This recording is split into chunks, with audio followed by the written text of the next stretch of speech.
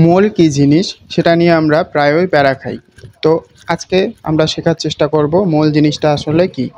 তোমরা খেয়াল করো, দুইটা জিনিস যখন পাশাপাশি থাকে তখন আমরা তাকে একজোড়া বলি।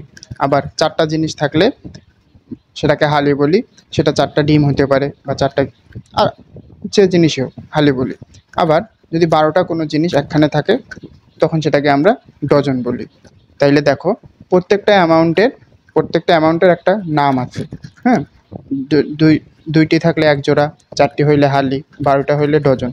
ঠিক সেমভাবে 6.02 ইন্টু 10⁻23 এতটি সংখ্যক জিনিস যদি থাকে তখন আমরা সেটাকে বলতে পারবো মোল।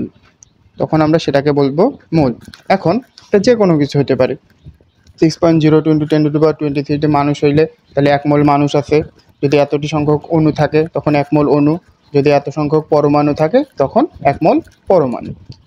তাহলে দেখো, এখন এই মোলটা আমরা কিভাবে ক্যালকুলেশন করতে পারি। মোল ক্যালকুলেশনের অনেক সূত্র আছে। তার মধ্যে দেখো, আমরা যদি চাই আমরা ভর থেকে মোল ক্যালকুলেশন করতে পারি। আমরা গ্যাসের আয়তন থেকেও মোল ক্যালকুলেশন করতে পারি। তো আমরা আজকের ভিডিওতে এই দুটা থেকে কিভাবে মোল ক্যালকুলেশন করা যায় সেটা একটু দেখার চেষ্টা করব। তাইলে তোমরা দেখো, ভর থেকে কিভাবে আমরা মোল ক্যালকুলেশন করতে পারি। হ্যাঁ, ভর থেকে কিভাবে মোল ক্যালকুলেশন করতে পারি। আমরা জানি মোল সংখ্যা ইকুয়াল W/m। এখানে W হচ্ছে তোমার প্রদত্ত ভর, আর m হচ্ছে আণবিক ভর। তাহলে দেখো, আমরা কিভাবে মোল হিসাব করতে পারি। আমি যদি একটা কোশ্চেন দিই তোমাকে, 5 গ্রাম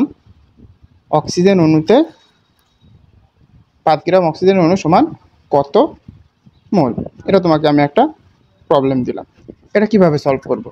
আমরা ডাইরেক্ট সূত্র বসাবো, n ইকুয়াল W/m।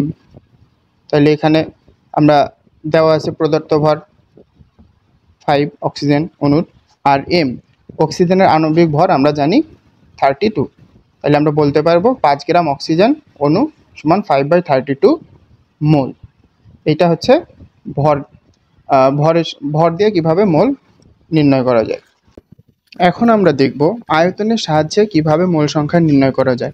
তোমাদেরকে জানাই দেই, আয়তনের সাহায্যে মোল সংখ্যা নির্ণয় করা যাবে শুধুমাত্র গ্যাসের জন্য আয়তনের সাহায্যে মোল সংখ্যা নির্ণয় করা যাবে। আর এক্ষেত্রে সূত্র হচ্ছে n ইকুয়াল V/22.4। হ্যাঁ, এখানে হচ্ছে অবশ্যই আয়তনটা, এটা একটা গ্যাস হতে হবে, আয়তনটা লিটার এককে থাকতে হবে এবং STP-তে থাকতে হবে।